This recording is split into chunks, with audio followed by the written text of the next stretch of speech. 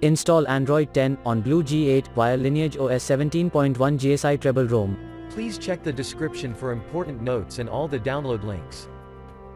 First download ROM and GApps packages, then transfer the downloaded files to the phone storage, link is in the description below. Step 2.